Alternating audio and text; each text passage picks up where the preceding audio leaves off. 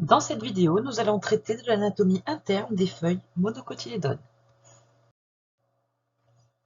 Donc ici, on est bien chez les monocotylédones, donc attention, ça sera différent chez les dicotes, donc voilà, c'est bien spécifique.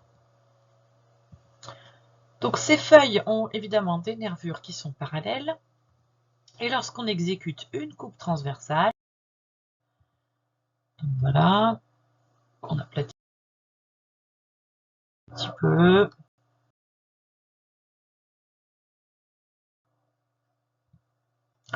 on obtient ceci, on agrandit un peu. Donc quels sont les différents éléments qu'on va obtenir sur cette coupe? Alors déjà, des nervures. Alors cette fois, contrairement aux dicotes, on voit bien toutes les nervures, c'est pas juste une au centre, parce que toutes les nervures étant parallèles, si vous faites une coupe qui est perpendiculaire, et ben vous voyez bien, comme vraiment des véritables ronds, toutes ces nervures. Avec une petite différence quand même pour celle qui est au milieu, qui est au niveau du pli de la feuille, et qui permet justement de replier plus ou moins, puisque vous voyez qu'on a des structures spéciales au-dessus et en dessous de cette nervure, dont on parlera tout à l'heure. Mais en tout cas, voilà, à part celle-ci, toutes les autres sont relativement semblables. Entre ces nervures, on a évidemment du limbe, comme dans toute feuille.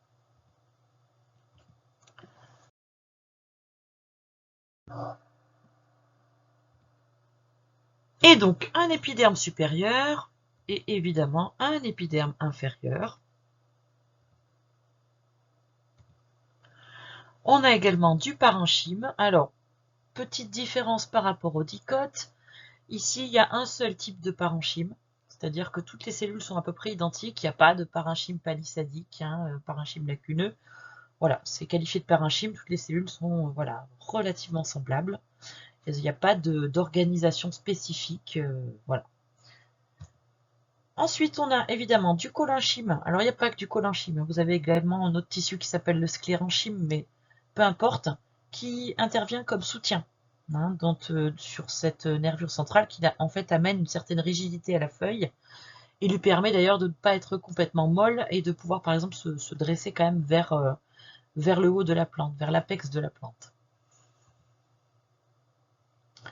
Au niveau de l'épiderme supérieur et d'ailleurs inférieur aussi, vous avez de temps en temps des stomates. Donc on les reconnaît parce que les deux cellules de garde sont un petit peu différentes. Et puis on voit aussi que juste en dessous de ces stomates, on a une espèce d'espace qui est plus clair. On voit que clairement ça ne comporte pas de cellules. Il y en a un autre aussi, je crois en bas ici. Et donc, c'est comme ça qu'on sait aussi qu'il y a un stomate, avec ces deux éléments-là, à la fois deux types de cellules particuliers qui dénotent un peu par rapport aux autres cellules de l'épiderme, mais aussi cet espace qui est la chambre sous-stomatique du stomate. Alors, zoom un petit peu sur un faisceau conducteur. Donc évidemment, autour, vous avez le fameux collenchyme. Et puis, chose particulière, autour de ce faisceau conducteur, vous avez une espèce de couronne de cellules très spécifique, dont on reparlera dans le fonctionnement parce que chez certaines espèces, elles ont un rôle encore plus important que chez d'autres. En tout cas, ce sont les cellules de la gaine périvasculaire. Alors, périvasculaire, c'est assez simple comme terme. Péri, c'est le tour, comme dans un périph', et vasculaire, ça veut dire vaisseau. Donc, c'est la couronne de cellules qui est autour des vaisseaux conducteurs. Et puis au centre, évidemment, on retrouve le faisceau conducteur qui est constitué des vaisseaux conducteurs. Et dans ce faisceau conducteur, on va retrouver toujours, comme d'habitude, deux types de vaisseaux, à savoir les vaisseaux du xylème qui sont dans la partie supérieure, toujours, et dans la partie inférieure, les vaisseaux du phloème. Voilà pour l'anatomie d'une feuille monocotylédone.